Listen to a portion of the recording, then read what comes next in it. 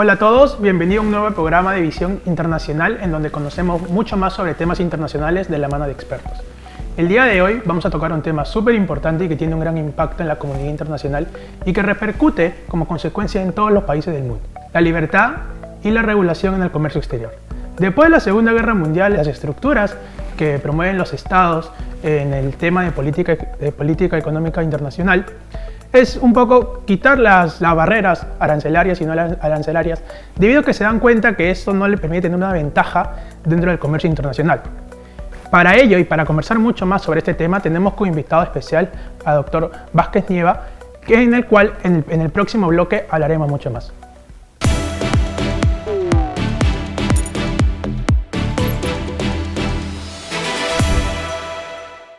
Bueno, como les había comentado en el blog anterior, tenemos como invitado especial al profesor Óscar Vázquez Nieva, quien es consultor en comercio exterior y aduanas y además forma parte del consejo directivo de la Cámara de Comercio de Lima.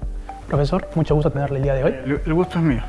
Profesor, un poco para entrar en contexto, me gustaría comenzar viendo cuál es la importancia de la libertad y la regulación del comercio exterior, pero si nos podría dar su punto de vista en qué beneficia a los países en vía de desarrollo y comparándolo con los países ya desarrollados, los países ya industrializados. Claro.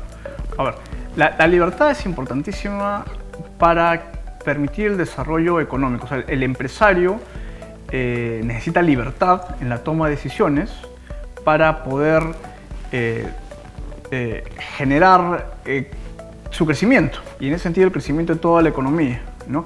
Los casos en los que los estados regulan o existe planificación central han demostrado que no son los mejores para el desarrollo económico ni para el desarrollo empresarial. Entonces, la iniciativa de hacer empresa, de qué producir, cuándo producir, cómo producir, debe corresponder al empresario. Como decía algún pensador, es imposible que el Estado pueda reemplazar con su burocracia, ¿no?, el pensamiento de los miles o millones de emprendedores que funcionan en la economía, que pretenden regular. O sea, la planificación central no puede reemplazar a la libertad empresarial de términos reales, no puede, ¿no? No debería involucrarse mucho. Claro, o sea, no digo que no debería, pero o sea, en la práctica ha sido imposible reemplazar la iniciativa empresarial por las decisiones que toman 5 o 10 personas dentro de una oficina de Estado. No se puede. No es imposible reemplazar 1 millón de cerebros por 5. No se puede. No tienen esa capacidad de reemplazar 5 personas, por más inteligentes que sean, la capacidad de 1 millón de emprendedores. Entonces deberíamos promover que el aspecto empresarial trabaje muy de la mano, muy ligado con el aparato estatal. Sí, por supuesto. O sea, las economías que más rápido han desarrollado han sido en las cuales tanto sector privado como sector público se dan la mano, ¿no? En verdad, somos parte de la misma economía. O sea, quienes no lo entienden así le están poniendo barreras al crecimiento. O sea, debe existir regulación, porque lo contrario sería la anarquía. Claro. ¿No? El gobierno debe regular determinados ámbitos del comportamiento económico, empresarial, ¿no? ¿Cuáles? Quizás lo mínimo necesario para que no exista, digamos, abuso, ¿no? Pero lo demás, la iniciativa privada no puede reemplazarse. Y eso, entonces, pero el sector privado, o sea, conociendo eso, tiene que estar cercano al gobierno para hacerle saber qué cosas puede regular, qué no puede regular, etc. Y el sector gobierno debe saber que no regula per se, para nada, no, claro, regula para que exista crecimiento y apoya al sector privado, ¿no es cierto? Entonces, en verdad, estamos hablando de la mano izquierda y la mano derecha de la economía, no es otra cosa. Ambas no pueden actuar ir por un camino. Claro, exactamente, no pueden se complementan, independientes, se complementan, exactamente. Doctor, para ir un poco más en el ámbito de los países desarrollados, desde la historia nos indica que los países desarrollados a veces abusaban de sus ventajas, por ejemplo, en el caso del colonialismo, que explotaban sin nada que decir a todas estas economías pequeñas, ¿no?, a través de sus materias primas. Sí. Podríamos hablar que la regulación internacional del comercio puede ser una forma de control de estos países desarrollados a los países en vía de desarrollo. Sí, o sea, como te decía, si vamos a hablar de una dicotomía regulación-libertad, ningún extremo es bueno, ¿cierto?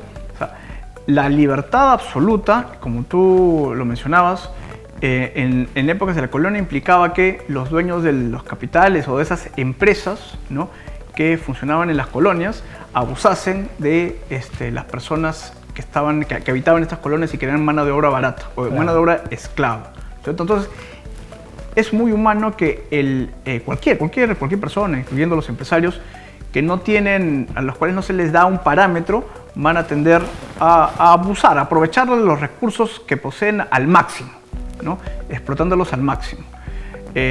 Por otro lado, la regulación total, ¿no?, que sería el totalitarismo, implica que le quitas esa iniciativa al empresario que, como te comenté, no la puedes reemplazar desde una oficina burocrática. Entonces, ambos extremos, como ves, son malos, ¿no?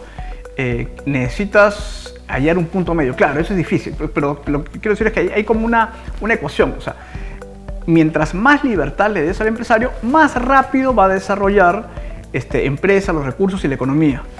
Mientras más regulación tengas, sacrificas crecimiento, pero digamos hay más justicia social. Y hay más control también. Claro, pero o sea, tú quieres ambas cosas, ¿no? Pero o sea, tienes que hacer un mix al final, ¿no? O sea, la justicia social, por supuesto que es algo a lo que debe apuntarse y debemos tener como meta la sociedad y la economía. Claro. Y se va a conseguir un punto de justicia social renunciando a un punto de crecimiento. Eso sí, tiene que estar claro. O sea, mientras más regules, más justicia social vas a tener, pero menos crecimiento. Y mientras menos regules, más crecimiento, pero menos justicia social. Deberíamos buscar un punto medio durante esa ecuación. Deberíamos buscar un punto medio, claro. El punto medio es difícil, es difícil encontrar. Y nosotros, las economías en desarrollo, tenemos una desventaja respecto a las economías que ya están desarrolladas. Ellos sacrificaron en su momento la justicia social, porque tú puedes ver los antecedentes de las economías hoy de primer mundo, claro, su comportamiento en el siglo XIX, claro. El tratamiento que le daban al obrero era muy malo, ¿no?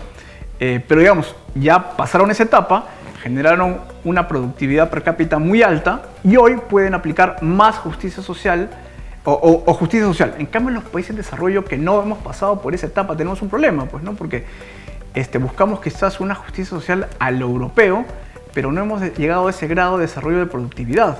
Entonces, tenemos políticas a veces que vamos a los dos lados. Tú puedes ver acá una polarización muy grande, ¿no? Sobre cómo llevar la economía. Claro, cómo llevar la economía. Unos dicen la libertad absoluta, pero en efecto quienes se oponen a ello están pensando en la justicia social y eso está bien, ¿no? Y quienes piensan solamente en justicia social pretenden sacrificar el crecimiento económico. Entonces, digamos, lo que hay que poner de acuerdo. Porque también para el bienestar social necesitas una economía estable, porque si no, ¿cómo las personas trabajan? No hay empleo, claro, no hay dinero. O sea, lo que falta acá es ponernos de acuerdo a qué velocidad queremos crecer. Consenso. Claro, un consenso, ¿no? Buscar el punto de equilibrio, el punto de eficiencia, como dicen los economistas, el punto de equilibrio lo Pareto, el punto más eficiente de la mezcla entre justicia social y desarrollo económico, ¿no? También el problema podría mencionarse que dentro de la economía o las políticas económicas ha entrado mucho o ha abarcado mucho el tema de las ideologías. Claro. Sí, y sí, porque lo que pasa es que también es muy humano tender a simplificar las cosas, porque la ideología finalmente es la simplificación de un análisis, ¿no? Entonces, y quienes además hacen suya una ideología, digamos, piensan menos todavía, o sea, la critican menos. O sea, la ideología ya de per se es una teorización de lo real, ¿no? Y donde ya pierde algo de pragmatismo. Y el que aplica esa ideología a rajatabla, o sea, casi no tiene capacidad de cuestionamiento, está demasiado alejado de la realidad, ¿no? Entonces, lo que nos falta, en mi opinión, acá en el Perú, creo que es un poco ser más pragmáticos. Creo que pecamos mucho de eso, las discusiones, y a veces eso tiene que ver con los abogados, somos muy teóricos, ¿no es cierto? Y no tenemos a veces bases para tratar de, cuando se discute la aplicación de una política, a veces teorizamos demasiado en lugar de encontrarle un fundamento práctico, ¿no? Hemos visto que a veces muchos siempre indican, muchos especialistas, que no deberíamos mirar o querer copiar lo que hace un país desarrollado, sino mirarlo de adentro y lo que necesita. Conocer primero tu interior, tu realidad nacional y después explorarla y tal vez tocar unos puntos de cómo ha ido otra potencia. Y sobre ello, especificándonos ahora en los países en vías de desarrollo, ¿considera que reducir las barreras arancelarias son buenos para ellos? Porque hay muchos casos que indican que afecta al mercado nacional. Claro. O sea, No, los lo productores afecta, por nacionales. supuesto. Lo que pasa es que es lo mismo que te decía hace un ratito. O sea, no hay política perfecta. O sea, quien está pensando ideológicamente que eliminando aranceles, va a conseguir el triunfo económico, o subiendo aranceles va a conseguir el triunfo económico, está ideologizado. Porque la verdad es que ambas políticas tienen beneficios y ambas políticas tienen costos. Entonces lo que tenemos que poner de acuerdo, cuánto queremos asumir de costo, ¿no?, para conseguir el desarrollo. A ver, por ejemplo, tú dijiste, hablabas de aranceles, ¿no es cierto? Claro. Si eliminamos aranceles, existe un beneficio para el consumidor. El Perú produce muy pocas cosas. Perú produce minerales, pesca, textiles y productos agrícolas. En general América Latina, porque no es un país industrializado. Pero por ejemplo Ecuador hace línea blanca. Y en Brasil y en Argentina también... Creo que Brasil es el caso de excepción porque viene a ser como que la potencia de toda Sudamérica. Claro, sí. Digamos, pero bueno, teniendo en cuenta eso como premisa, todo lo demás lo importamos. Entonces, si bajamos los aranceles, digamos a cero, como hoy tenemos un promedio arancelario bien bajo, ¿no?, es un beneficio para el consumidor, pero como tú dijiste, desprotegemos a la industria nacional, ¿no? Y al revés, si es que subimos aranceles, protegemos la industria nacional, pero sacrificamos al consumidor. Ambas políticas tienen de bueno y tienen de malo, ¿no? Hay que ver, como dije hace un ratito, cuál es el punto más eficiente para tener una meta teniendo una meta de desarrollo económico, saber qué tan rápido queremos llegar a eso. Pero eso es lo que, digamos, no se está conversando mucho, porque como dijiste hace un ratito, los decision makers, los policy makers están a veces muy ideologizados. Entonces piensan en un camino o piensan en el otro, pero no están pensando en cómo ecualizar ambas políticas para tener una política media eficiente.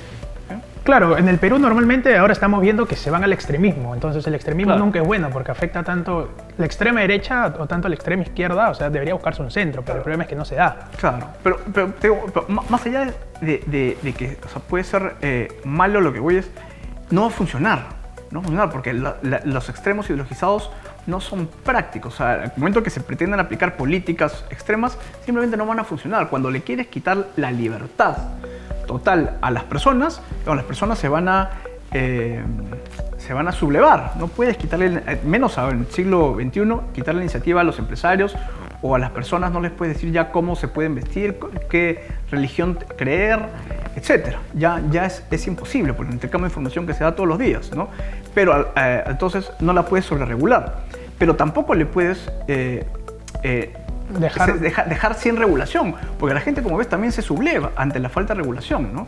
Entonces hay que conversar sobre cuál es el punto eficiente paretiano para el Perú, y eso es lo que quizás no se conversa, ¿no? Pero tal vez no se podría observar mucho el problema en el Perú, que también es la corrupción, el tema de que pueden cometerse muchos delitos que se ha dado cuenta que dejas mucho de lado o no controlas mucho al sector empresarial. Sí y no. Te voy a dar una respuesta que no va a ser quizás muy...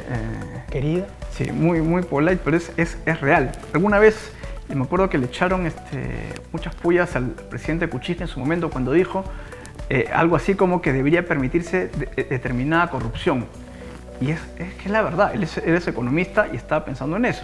El punto de eficiencia en la aplicación de políticas no implica la desaparición total del elemento negativo, sino eliminarlo de tal manera de que sea, digamos, eficiente, una política... O sea, transformarlo de una manera así.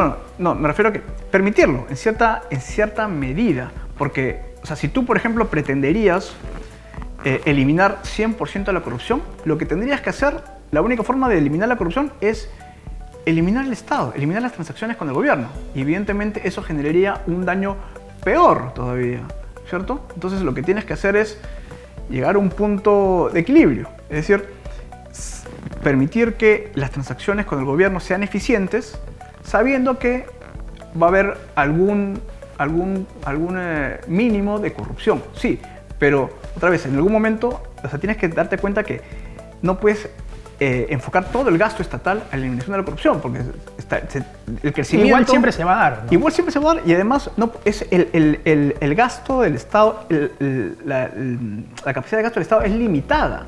No puedes apuntar todos los recursos a un solo sector. A un solo sector. El gobierno tiene que concentrarse, tiene que hacer gasto en muchas todos, cosas. equitativamente, ¿no? Claro. Digamos, no necesariamente equitativamente, pero sí tiene que examinar cuánto debe gastar de manera eficiente en sus metas, ¿no? Ver pros y contras. Analizar pros y contras de cada uno. O sea, repito, o sea, no puede enfocarse solamente en corrupción, por ejemplo. Eso no hace mucho sentido. Doctor, ahora que nos hemos hablado mucho, principalmente de América Latina, que es donde sucede ese tema, y el tema de la regulación, en el caso del comercio exterior tenemos a la OMC. La OMC en los últimos años ha sido un poco criticada debido a que no se llega a consenso entre 164 miembros. Y solamente es complicado dentro de un país como en el caso del Perú, que estábamos hablando hace un momento. Claro. ¿Qué se espera de la OMC? Otra vez te voy a decir algo, una respuesta quizás no muy popular. No esperaría mucho del OMC. Tu análisis es exacto, ¿no? En los años 80, donde se va formando el OMC hasta que empieza a tener, tener existencia el año 95, ¿no? Los miembros eran alrededor de 100 o menos de 100. Entonces, ponerse 100 negociadores de acuerdo, digamos, fue difícil, pero es más posible que al tener 160 o 170 miembros, ¿no? Y yo te comento, como te comenté fuera de cámaras, yo fui el representante del Perú en varias negociaciones ante el OMC, ¿no? Y en efecto, tantas personas es muy difícil que se pongan de acuerdo. Y te comento que países como Cuba o Venezuela son parte del OMC, claro, que no en la ideología que subyace a su gobierno, se oponen al libre comercio, pero ellos están ahí a veces saboteando la negociación, pero ellos también tienen que ser tomados en cuenta porque los textos se aprueban de manera unánime. Entonces ahí por esa razón no puedes esperar mucho hoy del OMC, ¿no? No hay un convencimiento como sí existía en los años 80 y 90 de el liberalismo, porque si tú ves la historia es pendular. O sea, en algún momento llegará una etapa histórica, económica, donde nuevamente la OMC podría tener más protagonismo, ¿no? Pero ahorita estamos en una época un poco más del Estado, se quiere más Estado, ¿no? Por eso es que acá en Perú hemos votado por candidatos de izquierda y en la región también, y en lo mismo, en Estados Unidos ganó un demócrata, ¿no? Pero no era así en los 90. En los 90 tú si examinas la región, acá teníamos al presidente Fujimori, en Brasil Collor de Mello, en Argentina Menem, en Chile, más allá de lo que fueron Pinochet, etcétera, propuestas liberales, porque estaba de moda, digamos, de moda entre comillas, económicamente hablando, era la propuesta ganadora. Incluso tenías a Francis Fukuyama con su libro que decía El fin de la historia, el último hombre. Él decía ya se había acabado la discusión entre izquierda y derecha y había vencido la derecha, pero que ves el convencimiento que no era real. Ya Francis Fukuyama lo vi en un video de hace 10 años, digamos, haciendo una especie de disculpas respecto a lo que había dicho, pero el liberalismo era el sistema que supuestamente había ganado. Había caído también la Unión Soviética, el muro de Berlín, entonces el liberalismo había salido triunfante y la OMC que se forjó en ese escenario, pero que no es el de hoy. O sea, tienes eso, que los países no están aplicando liberalismo. 2, ahora son el doble de miembros que en los años 80. Claro. Y 3, un tema, digamos, como si no fuera demasiado, la Unión Europea ha perdido votos, porque en los años 80, 90 votaban, antes de ser una unión económica, tenían un voto por país. Claro. Ahora tienen un solo voto, entonces también ha perdido fuerza esa opción. Entonces, digamos, es bastante complicado, en verdad, que esperar nuevos acuerdos liberalizadores de parte de la OMC no va a suceder en el corto plazo, ¿no? Podría entonces, para ya también ir culminando, la OMC podría haber una transformación o tal vez convertirse solamente en un foro. Bueno, la OMC no ha muerto, la OMC es un foro, ¿no? Las denuncias, cuando los países igual, hoy en día, como mencioné hace un ratito, para bueno, o sea, tiene sus partes buenas y sus partes malas, la mayoría de economías del mundo son miembros de la OMC. Es decir, el año 2002 entró China, un país comunista que se oponía al libre comercio ideológicamente, pero además proactivamente en los años 80 y 90, y del 2002 lo ves entrando a la OMC.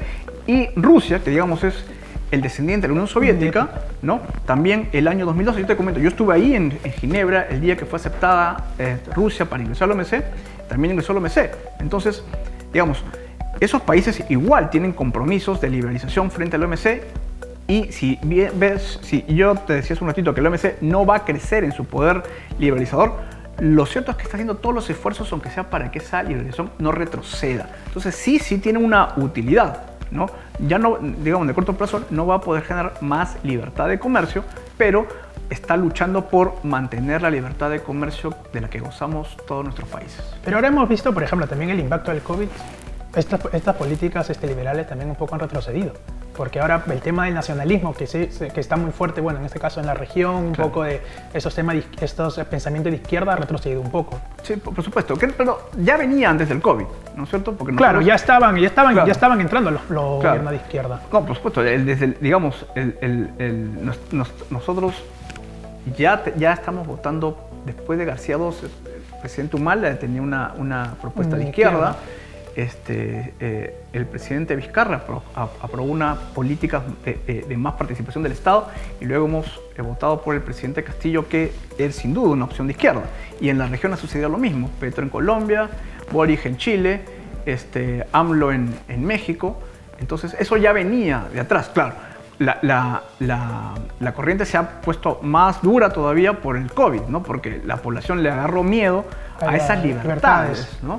Buscar más regulación, protección del mercado. Claro. Y si yo te decía que las políticas son pendulares, o sea, cierto tiempo le corresponde el liberalismo, cierto tiempo es cíclica. Claro. Sí, y en Latinoamérica mucho más. Tenemos derecha lo hace mal, y en la izquierda se equivoca. Pero digamos que en todo el mundo, porque en Estados Unidos también tienes que cada un tiempo los demócratas repiten quizás a veces el gobierno, la televisión, cada los republicanos. Cada 2 gobiernos van cambiando. Exactamente. Es que las políticas, como te decía, en verdad, no jamás un gobierno va a satisfacer el 100% de las expectativas de la población. Va a llegar un momento que se desgasta y la población exige la otra opción, de la que tarde o temprano también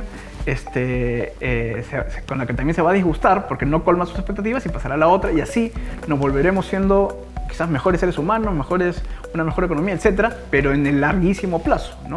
Entonces, decía, esas propuestas ya existían. El COVID quizás lo que va a producir es que esas políticas, digamos, más totalitarias, más regulación, duren más de lo que quizás hubiesen durado.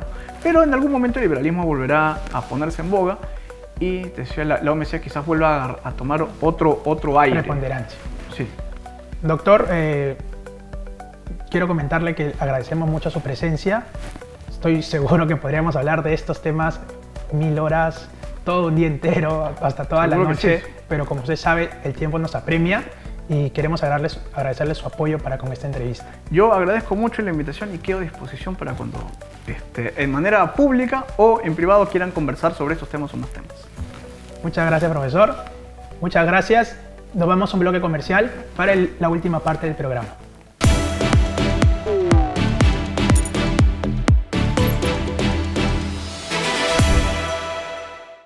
Bueno, para culminar sobre este tema muy importante de la libertad y la regulación en el comercio exterior, es importante mencionar 2 temas. El primero, la libertad de las economías ha permitido el desarrollo de varios países, y mencionar también lo difícil que es poner en un consenso entre el Estado y los empresarios. Y hay que buscar un consenso entre ambos para poder tener un avance en un país, un desarrollo sostenible en la economía. Mi nombre es Fernando Saavedra y nos veremos en un próximo programa de Visión Internacional, donde conoceremos mucho más sobre temas internacionales de la mano de expertos.